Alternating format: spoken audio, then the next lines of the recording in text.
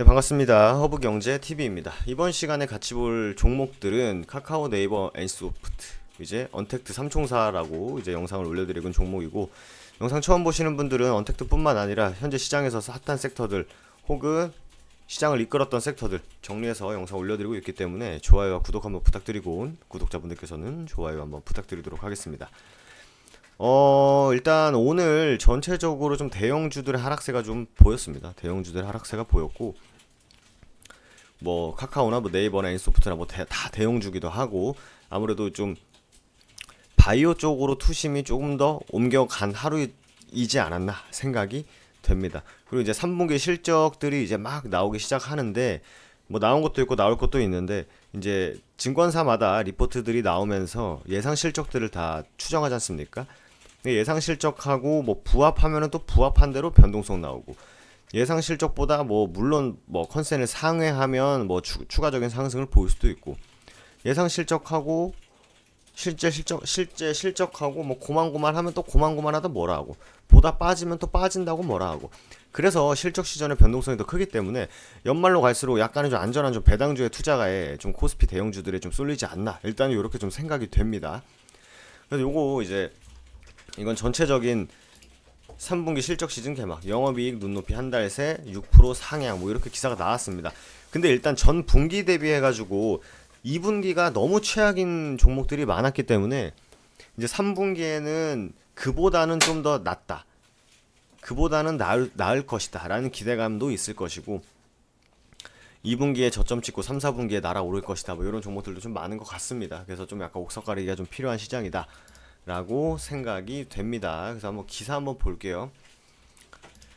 기업들이 하나둘씩 올해 실적, 3분기 실적을 발표하기 시작한 가운데 주요 코스피 상장사에 대한 실적 개선 기대가 커지고 있다. 왜? 2분기가 너무 최악이었으니까. 그래서 뭐 어느 정도 좀 올라도 그냥 컨센보다 그냥 뭐 적당히 그 정도 올린 건 다 이해돼요. 약간 이런 느낌이 강한 것 같아요. 그죠? 일단 삼성전자 지난 8일 기대 이상의 3분기 잠정 실적을 발표하면서 실적 시즌을 문을 열었죠. 문을 열었고, 일단 우리가 삼성전자 보는 거 아니니까. 아직 3분기 실적이 나오지 않은 주요 상장사들도 영업이익이 대폭 늘어날 수 있다는 전망에 무게가 실린다. 네이버, 카카오 등 영업이익이 작년 3분기보다 증가할 것으로 예상됐다. 이게 제가 이제 시즌 영상 찍으면서 좀 말씀드렸던 부분인데, 여러분들 이런 코로나와 같은 이제 대형 이벤트 이슈가 있었던 시즌에는요, 전년 동기 대비해서 비교를 하면 안 됩니다. 예, 왜곡이 생기죠. 전 분기 대비해서 회복을 했는지, 전 분기 대비해서 떨어졌는지, 전 분기 대비해서 더 많이 올랐는지를 좀 분석을 하는 게 좋지. 예를 들어 시젠 같은 경우에는 작년에는 지금 이렇게 시장이 핫한 종목은 아니었습니다. 근데 코로나란 이슈가 터지면서 엄청나게 핫해졌기 때문에 전년 동기 대비해서 비교하는 건 크게 의미가 없어요. 2분기 대비 3분기가 얼마나 늘어났는지, 2분기 대비 3분기가 플랫한지, 2분기 대비 3분기가 좀 빠졌는지, 요거를 좀 비교하시는 게 좋습니다. 그래서 네이버, 카카오, 뭐 NC소프트 이런 종목들은 작년 대비하면 당연히 늘었죠. 작년 대비하면 당연히 늘었는데 2분기 대비해서 얼마나 늘었는지가 중요한데, 2분기 대비해서. 근데 실상 NC소프트 같은 경우는 좀 플랫하거나 조금 소폭 하향을 할 것이다 라는 전망이 많고, 네이버, 카카오도 어차피 언택트, 코로나로 인해서 언택트가 수혜를 받았기 때문에 잘 나올 것이다 라는 의견이 지배적입니다. 잘 나올 수밖에 없는 상황이야 했는데, 잘 나온 건 기대치에 못 미쳤다고 해석하는 경우가 많아요. 예, 그렇기 때문에 이 실적에 대해서 기사나 혹은 실적에 대한 리포트를 보실 때 올해는 특이하게 특수적으로 2분기 대비해서 3분기, 4분기 실적이 어떻게 되는지가 중요합니다. 전년 대비하면 당연히 다 올랐죠. 그죠? 물론 뭐 코로나로 타격받은 뭐 진짜 여행주 이런 애들 빼고, 면세점, 여행, 뭐 관광, 레저 이쪽 친구들은 빼고, 뭐 네이버, 카카오 당연히 잘 되고 있고 투자도 열심히 하고, 카카오 같은 경우는 저번 시간에 교환사채에 대해서도 좀 디테일하게 설명을 드렸었고, NC소프트 사람들이 집 밖에 안 나가고 집에서 게임하는 집에서 게임하는 경우가 많고, 물 게임한다는 게 나쁜다는 뜻이 아닙니다. 집에서 게임하는 인구, 뭐 사람도 많아지고, 이벤트가 좀 없어서 NC소프트 같은 경우는 리니지 2M의 실적이 그렇게 좋지 않다. 하지만 리니지 M의 실적이 조금 상쇄시켜주면서 실적이 3분기 실적이 2분기보다 소폭 하향하거나 좀 플랫하게 나올 수 있다라는 이슈가 있었어요. 그죠? 그렇기 때문에 실적 보실 때는 올해는 일단 전 분기 상반기 대비해서 너프하게 봐도 상반기 대비해서 보시는 게 좋습니다. 그래서 실적이 이제 하나하나 나오면 어떻게 될지 시장 변동성이 커질 것이다 라는 부분 꼭 체크를 해두시면 될 것 같아요. 그러면서 지금 시장을 아주 핫하게 달구는, 특히나 중소형주보다 대형주 좋아하시는 분들, 대형주 매매를 주로 하시는 분들에게 약간 좀 이제 뜨거운 감자죠. 대주주 양도세 기준 강화, 시장 영향이 제한적일 것이다. 그냥 제가 편한 말로, 속된 말로 한마디만 하면 미친 소리 같아요. 이거 미친 소리.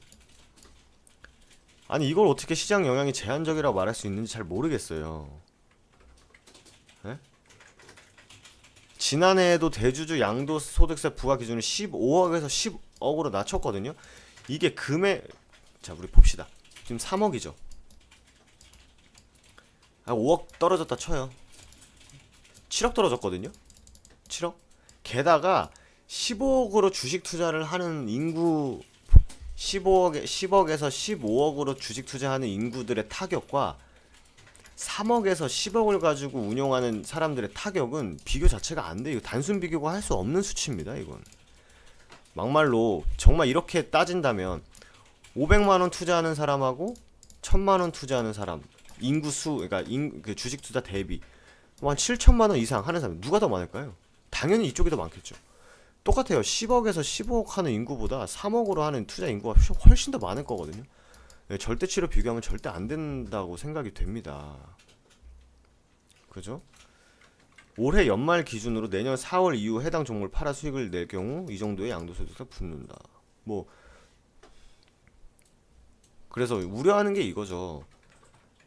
그 2017년 말과 2019년 말보다 보유 규모가 커서 연말에도 대거 물량이 쏟아져 나올 수 있다는 우려가 증시에 반영이 된 거죠. 그러니까 좀 무게 있는 중형주 안에서도 무게 있는 종목들, 그리고 대형주들, 개인 투자자분들께서 좀 중장기 투자를 하시는 쪽에서는 좀 약간 좀 크리티컬한 부분이 아닐까 생각이 조금 됩니다. 근데 이거를 뭐 이렇게 그냥 영향이 제한적이다라고 말하고 끝낼 이슈는 좀 솔직히 좀 아닌 것 같아요. 저도 주식 시장을 뭐 매일매일 보고 하는 입장에서 더 재밌는 게 있죠. 주식 투자 해본 적 없다. 예. 참 재밌는 것 같아요.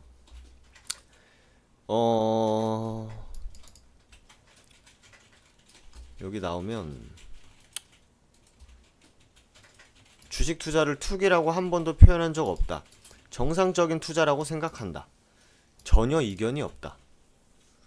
코로나 위기를 겪으면서 소위 개인 투자 역할이 컸다는 점도 아주 고맙게 생각한다.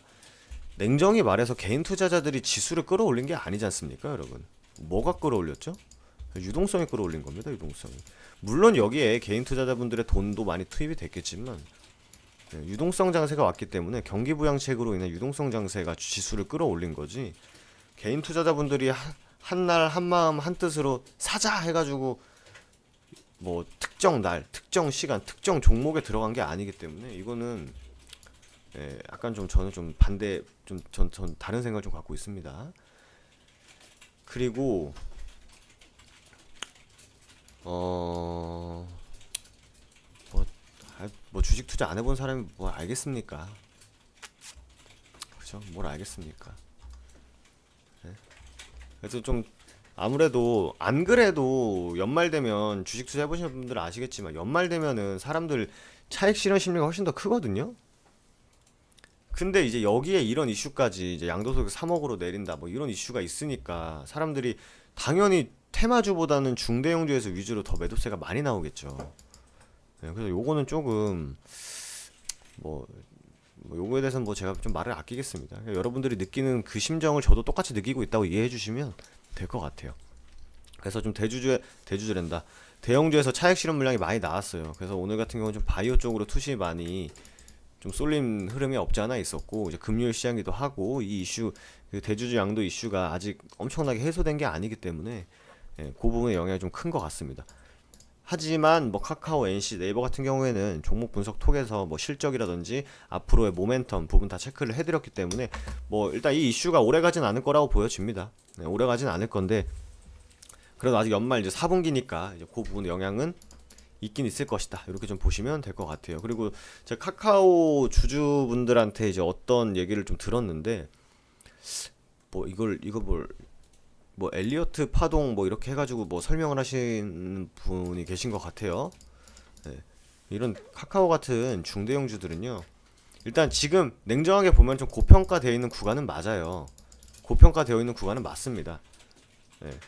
앞으로 뭐 이 지금 카카오가 발생시키는 매출이나 영업이익에 비하면 카카오의 주가가 상대적으로 고평가되어 있는 건 맞지만 우리가 중장기 투자를 하는 그 근본적인 원인은 이 기업이 향후 성장 가능성에도 보고 베팅을 하는 거기 때문에 사실 차트에서 그런 뭐 소위 이론 뭐 대단한 이론들 있지 않습니까? 물론 뭐 제가 뭐 그분들의 뭐 대단한 이론을 만드신 분들에 비하면은 뭐 세 발의 피도 안 되지만 이런 실적주, 대형주, 기관 외국인 수급에 따라 움직이는 종목들, 성장주 이런 종목들은요 약간 좀 갖다 붙이기가 좀 무리가 있다고 생각을 해요 개인적으로.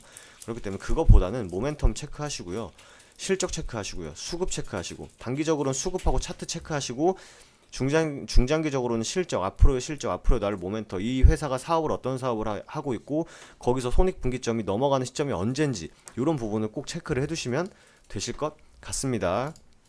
자, 그분은 뭐 그 얘기를 하신 회원님한테 뭐라 하는 게 아니라 이제 약간 좀 접근 방법에 좀 차이가 있다는 거죠. 그러니까 테마주처럼 차트 분석이 가능한 종목을 실적 분석을 하진 않잖아요, 사실. 그죠? 그리고 수급의 영향을 안 받는 종목을 수급 분석하진 않지 않습니까?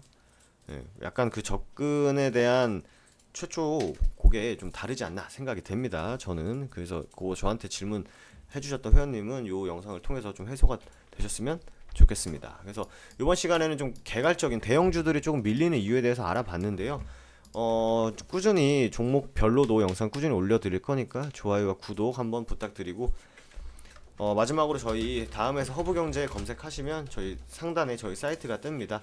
물론 중장기 투자가 맞다고 생각하는 입장이지만 그래도 주식시장에도 하루하루 움직이는 종목이 있기 때문에 매일매일 홈페이지를 통해서 실시간 리딩을 좀 해드리고 있어요.